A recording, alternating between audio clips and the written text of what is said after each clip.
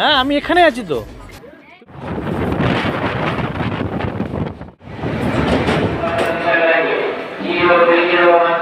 তাহলে পাহাড়ের দেখা পেলাম।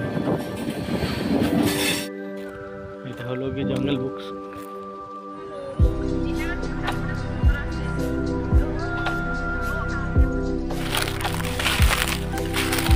এবং মাসিমারা সবাই উঠেছিলেন, ও আমার ট্রেকিং করে উঠছে।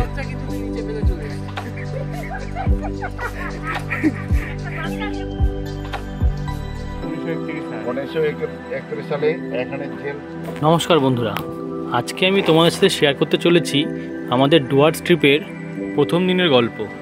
আমার বাড়ি থেকে হাসিমারার দূরত্ব 687 কিলোমিটার। তো আমি কাঞ্চনকন্যা এক্সপ্রেস ধরে শিয়ালদা থেকে হাসিমারা পর্যন্ত পৌঁছলাম। গাড়ি চেপে আমরা হাসিমারা থেকে চিলাপাতার উদ্দেশ্যে রওনা দিলাম। সেখানে আমাদের জঙ্গলবুক রিসর্ট আছে, সেখানে আমরা থাকবো। আজকে আমরা ভিজিট করব বক্সার জয়ন্তী। আমরা বক্সারে গিয়ে এখন ট্রেকিং করে উঠবো আমরা বক্সার ফোর্টে, যেখানে নেতাজি সুভাষচন্দ্র বসু একসময় কারাগারে বন্দী ছিলেন। ট্রেন স্টপেজ দিয়েছে, আমি নেমে পড়লাম। এখন রাত 10:30 বাজে। তো আমরা এখন রয়েছি বর্ধমানে 2 মিনিটের স্টে দিয়েছে ট্রেন। এই হচ্ছে আমাদের ট্রেন কাঞ্চনকন্যা। আমরা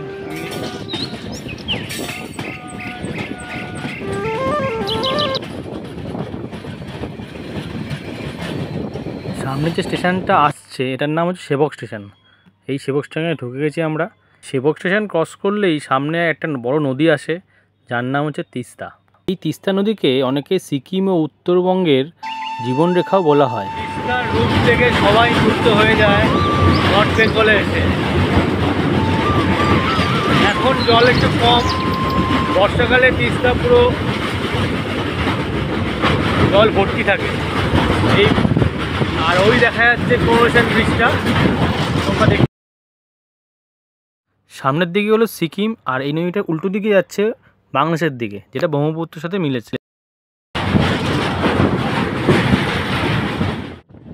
ট্রেন রাস্তার মধ্যেখানেই দেখো একটা সামনে একটা টানেল পড়ছে। এরকম টানেল আরও একটা পড়ে আমার সামনে গেলে। ঢুকছি আমরা। আমি আমার ফোনের ফ্ল্যাশ লাইটে জ্বালিয়ে রেখেছি, তাও অন্ধকার দেখো কীরকম।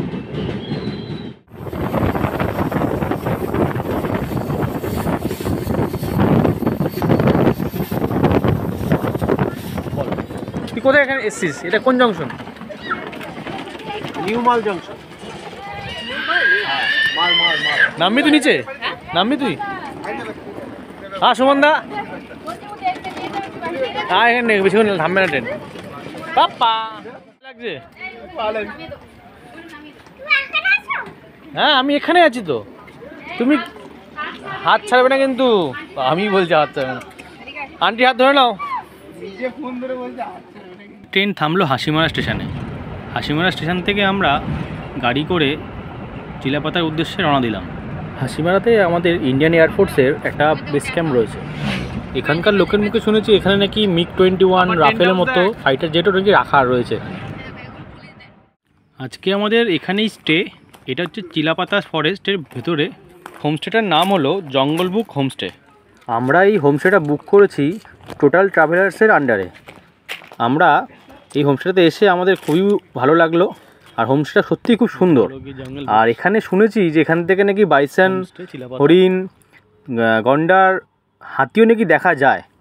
তো দেখা যাক আমাদের ভাগ্যে কি কি আছে, আমরা কি কি দেখতে পারি, সেটা তোমাদের সাথে শেয়ার করব। চিলাপাতা জঙ্গলের মধ্যেখানে এই হোমস্টেটা বেশ সুন্দর, খুবই অসাধারণ ও মনোরম পরিবেশ। রুমগুলো বেশ দারুণ। এবার এখানে কীরকম খাওয়া দাওয়া সেটা আমি তোমাদের খেয়েতে খাওয়া দাওয়া করে বলবো, জানাবো আমি। সেরে লাঞ্চ করে আমরা বেরিয়ে পড়লাম বক্সারের উদ্দেশ্যে। আমরা এখন ন্যাশনাল হাইওয়ে 31-এ রয়েছি মিলে। আমাদের সাথে রয়েছে রিমা, প্রীতম, ওদিকে বিমান, আমার ওয়াইফ সুস্মিতা, আর হচ্ছে আমার মেয়ে। এই যে তাকাও তাকাও বাবা, তাকাও পাপা। एउटा सपना था तिमीलाई तिम्रै भएर जिउने।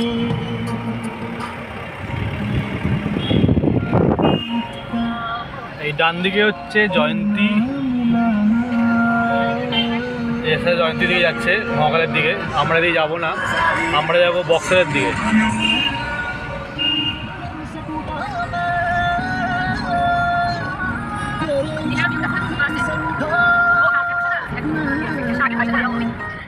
আমরা এক জায়গায় দাঁড়িয়ে পড়লাম, সেখানে ভিউটা আমার খুবই ভালো লাগছিল। তো গাড়ি দাঁড় করিয়ে আমরা ভিউ ফটো সেশন করছিলাম সবাই মিলে। তো তোমরা একবার ভিডিওটা দেখতে পারো, খুব সুন্দর লাগবে তোমাদের।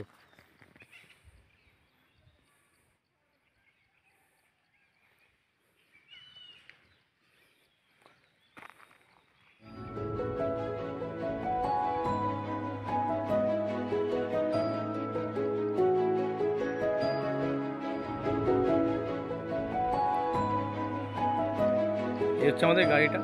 গাছের পাতাগুলো এত শুকনো হয়ে রয়েছে, যেখানেই পা দিচ্ছি সেখানেই পাতার আওয়াজ হচ্ছে। গাড়ি থেকে এই জায়গার ভিউটা এত সুন্দর লাগছিল, যার জন্য আমি ড্রাইভারদাকে বললাম, দাদা একটু দাঁড়িয়ে পড়ো, আমরা নেমে একটু ফটো সেশন করে নিই। সত্যি জায়গাটা খুব সুন্দর লাগছে। আর আমি তো ক্যামেরাতে তোমাদের দেখাচ্ছি, কিন্তু যারা চোখ দিয়ে দেখছি আমরা, খুবই সুন্দর, অসাধারণ লাগছে জায়গাটা।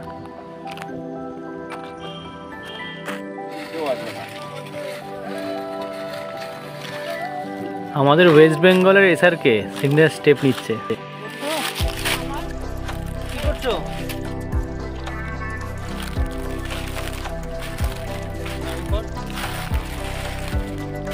এবার বক্সারের দিকে আমরা এগোই। সামনে বক্সার আছে, বক্সার ফোর্টে যাব আমরা।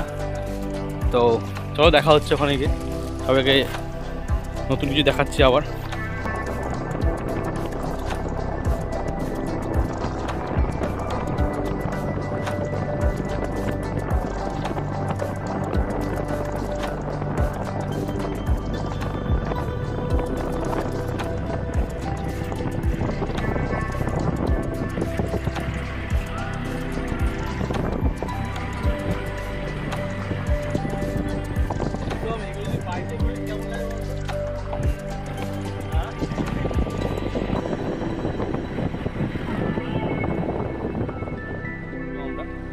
তো আমি ট্রেকিং লাঠিও নিয়েছি, ওরা লাঠি নিয়ে নিয়েছে।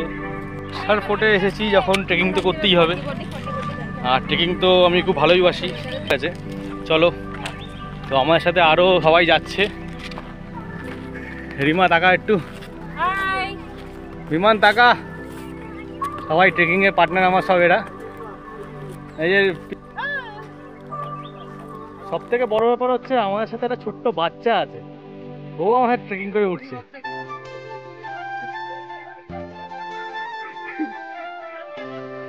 সেই বাচ্চাটা আমারই বাচ্চা, আমারই মেয়ে ট্রেকিং করছে আমার সাথে।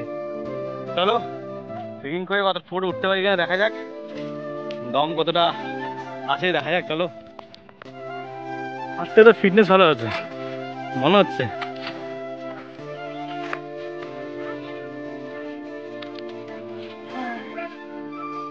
ও কতটা গেছিলেন? ও এখন মাসিমারা সবাই উঠেছিলেন, আর আমরা পাচ্ছি না। চলো, এখান থেকে নদী দেখা যাচ্ছে।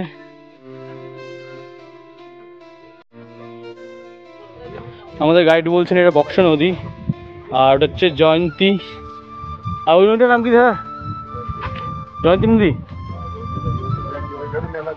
আচ্ছা আচ্ছা আচ্ছা, ওইখানে আছে এই পাহাড়ের তলে। আচ্ছা, এটা হচ্ছে জয়ন্তী নদী। আর এটা পালা, এটা হচ্ছে বালা নদী। এটা বক্সা নদী, এটা হচ্ছে বক্সা নদী। দারুণ ভিউ, ভিউটা ভালো। এটাই ভিউ পয়েন্ট, তাই তো? আস্তে আস্তে সবাই পা তুলে ফেলো, দোল দোল দুলানি।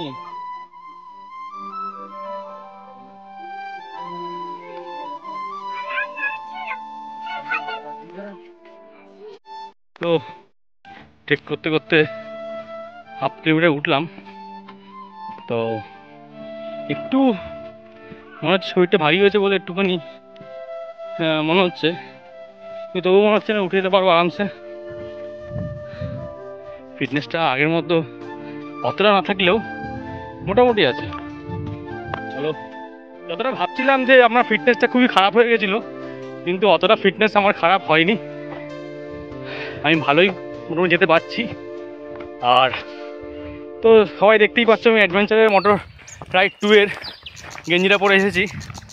তো ট্রেকিংও করছি, অ্যাডভেঞ্চারও করছি। আমার সাথে প্রীতম আর রিমা আসছে, আর আমার সাথে সামনে এগিয়ে গেছে বিমান, আমাদের গাইড স্যার। উনিও বসে গেছেন, কিন্তু আমরা বসিনি এখনো। এটা দাদু দিয়েছে, সবাইকে জেনারেলকে কিছু কি দিয়েছে। রিমা কি হাঁপিয়ে গেছিস? রিমা প্রবলেম হলে দাঁড়িয়ে যাবি, ঠিক আছে? আমরা তো আছি, ফোন করে নিবি দরকার পড়লে, যদি হারিয়ে যাস। বমি না, ফোন ফোন ফোন করে নিবি, এমনি বমি, ফোন করতে বলেছি। অশোক পাতা গাছ, যেটা আমাদের কলকাতাতে খুবই কম দেখা যায় এখন, আগে হ্যাঁ সর্দি কাশি হলেও খায়। তো এই নিয়ে প্রীতমের কিছু বক্তব্য। ভিডিওটা দীপঙ্করকে পাঠানো হচ্ছে লোকেশন সমেত। দীপঙ্কর ভিডিওটা রাখিস, কারোর বাসক পাতার দরকার পড়ে তোকে বললে এখান থেকে নিয়ে যাওয়ার ব্যবস্থা। হ্যাঁ, একমাত্র তুই পারবি এখানে এসে নিয়ে যেতে। তুই তো সবসময় আসতে পারিস না, আমরাই আসি। তো তুই আসবি, তোর জন্য লোকেশন সমেত আমরা ভিডিওটা করে রাখলাম। এখানে বাসক পাতা পাওয়া যাচ্ছে। আগে ধস নেমেছিল এই জায়গাটা দিয়ে, এই অবস্থা, ধস নেওয়ার পরে এই অবস্থা হয়েছে।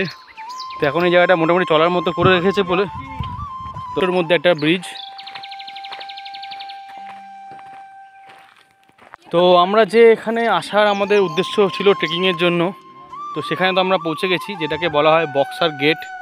বক্সার গেটটাকে যেটা করে আমরা বলি ওদের এখানকার ভাষাতে বক্সার দুয়ার, বক্সার দুয়ার, বক্সা ফোর্ট আর বক্সা জেল।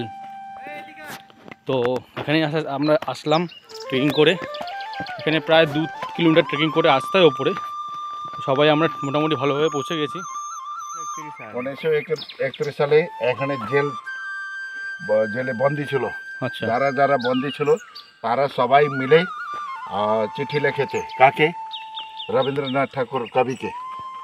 ওনারও তো বলিদান হয়ে যাবে, মারি দিবে, মানে সবাইকে শেষ করে দিবে, এখান থেকে ছাড়বেন। তার জন্য ওনারা সব মিলে চিঠি লিখেছে, রবীন্দ্রনাথ ঠাকুর আপনি তো জীবিত থাকবেন, আমাদের জীবনের আলোটা জ্বলাবেন।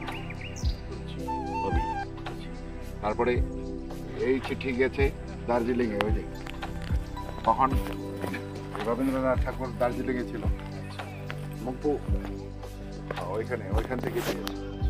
এটা উত্তর রিপ্লাই। অতটা ভালো বোঝা যাচ্ছে না লেখাটা, কিন্তু মোটামুটি চেষ্টা করলে একটু বোঝা যাবে।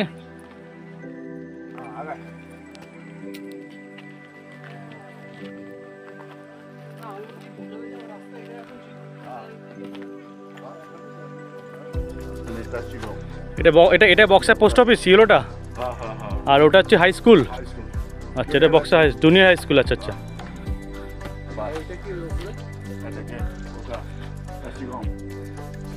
কি নাম?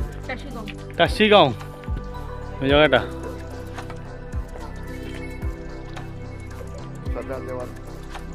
আচ্ছা, সাজাদার ঘর।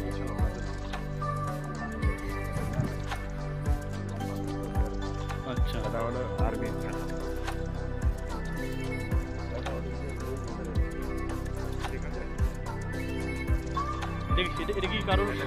সামনে এইটা শহীদ বেদি। এখানে যারা কারাগারে বন্দী ছিলেন তাদের নামেই এই শহীদ বেদিটা করা হয়েছে।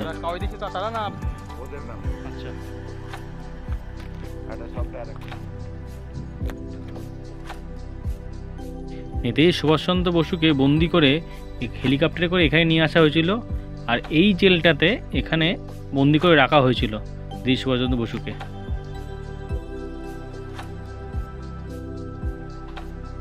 বন্দুকের নল দিয়ে বাইরে টার্গেট করে রাখা হতো। বাইরে থেকে বুঝবে না, কিন্তু বাইরে থেকে কেউ বুঝবে না, ভেতর থেকে কিন্তু ডাইরেক্ট গুলি করে দিত এখানে। খুবই শক্ত ভাবেই রাখা হতো নেতাজিকে। এটা চালা ছিল না, এটা ছাদ ছিল। কিছু নিউ ডেকোরেশন করেছেন আমাদের।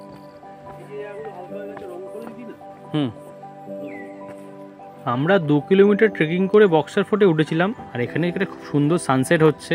সন্ধ্যেটাও এগিয়ে আসছে, এবার নিচের দিকে নামতে হবে আমাদের হেঁটে হেঁটে। আমাদের গাড়ি দাঁড়িয়ে রয়েছে। আমরা আজকের দিনটা এভাবেই আমরা কাটালাম। আজকে আমরা আমাদের চিলাপাতা স্টেতে গিয়ে থাকবো। তো চলো আজকের মতো এখানেই শেষ। তো আবার নেক্সট এপিসোডে দেখা হচ্ছে তোমাদের সাথে নেক্সট ডেতে।